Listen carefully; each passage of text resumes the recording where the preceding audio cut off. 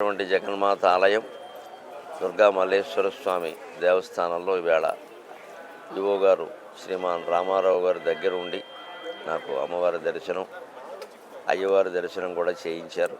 ఇక్కడికి కేబిఎన్ కళాశాలలో మల్లేశ్వర స్వామి దేవస్థానం వారి ఆధ్వర్యంలోనే శంకరాచార్య స్వామి రచించిన కనకదుర్గానంద లహరి స్తోత్రం మీద 2 రోజుల ప్రవచనం కోసం అదృష్టవశాత్తు ఇక్కడికి రావడం జరిగింది.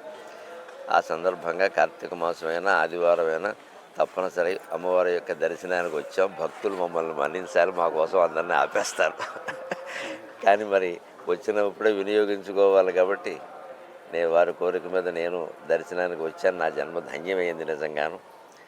జగన్మాత యొక్క ప్రత్యేకత ఏమిటి అంటే మాత, లోకమాత ఈ రెండిటి మధ్య తేడాన్ని గమనించండి. మాత అంటే మన తల్లి, జగన్మాత అంటే జగత్తంతటికి తల్లి. ఈ ఒక్క జగత్తు అనేది ఉండి తప్పితే తేడా ఏం లేదు. నిజానికి కన్న తల్లికి లోకమాత కనకదుర్గాదేవికి తేడా ఏమీ లేదు, జగత్తు మధ్యలో ఉంది. ఎలాగో శంకరాచార్య జగన్ మిథ్య అన్నారు, జగత్తు లేదు అన్నారు. అంచేతన తన తల్లికి జగన్మాతకి తేడా ఏమీ లేదు.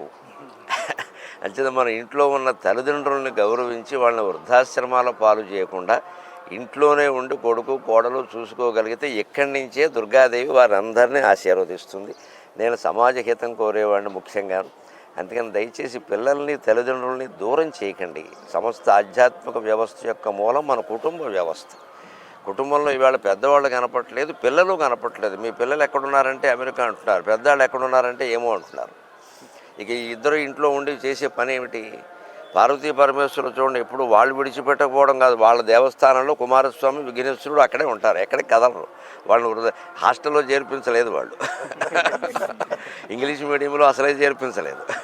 అందుకనే వాళ్ళు బాగా పెంచారు. మనకి లలితా సహస్రంలో ఉంటుంది అమ్మవారి పిల్లల్ని ఎలా పెంచిందంటే కుమార గణనాథాంబ తుష్టి పుష్టిర్మతిర్ధృతి శాంతి స్వస్తిమతి కాంతిర్నందిని విఘ్ననాశిని అని ఉంటుంది. పిల్లల్ని ఎలా పెంచాలంటే తుష్టికి పుష్టికి మతికి ధృతికి ముందు వాడు సంతోషించేటువంటి ఆహారం పెట్టాలి, అది పుష్టి పోషక విలువలు కూడా ఉండాలి. మతికి మేధాశక్తి పెరిగేలా చేయాలి. ఇవాళ అన్ని రకాల ఉన్నాయి, ధృతి లేదండి. చాలామంది విద్యార్థులకి ధృతి లేదు, ధైర్యం లేదు. ఆ ధైర్యం వచ్చేలా పిల్లల్ని పెంచాలి. లలితా సహస్రంలో స్పష్టంగా చెప్పారు. అమ్మాయిల పెంపకంలో ఇంకాస్త జాగ్రత్త తీసుకోవాల్సిన శాంతి స్వస్తి మతి కాంతి నందిని. నందిని అంటే అమ్మాయి, నందనుడు అంటే కుమార్తె, నందిని అంటే అమ్మాయి. అమ్మాయిని అత్తారింటికి పంపినా, ఉద్యోగానికి పంపినా, చదువుకు పంపినా శాంతికి ముందు వాతావరణం అక్కడ కాపురంలో శాంతిగా ఉండాలి. ఇవి వెళ్ళి గొడవలు పెట్టకూడదు. స్వస్తిమతి అందరికీ ఉభయ వంశాలకి శుభప్రదంగా ఉండాలి. కాంతికి అంతేకాదు తేజోవంతంగా శోభాయమానంగా అమ్మవారు వెలిగినట్టే అమ్మాయిలందరూ వెలగాలి హాయిగాను. అలాగా పిల్లల పెంపకం గురించి కూడా లలితా సహస్రంలో చెబుతారు. మన పిల్లల్ని మనం సక్రమంగా పెంచితే, మన పెద్దల్ని మనం గౌరవంగా చూసుకుంటే అమ్మవారి యొక్క కరుణ అందరికీ లభిస్తుంది. నేను చెప్పదలుచుకున్నది అదే. సెలవు.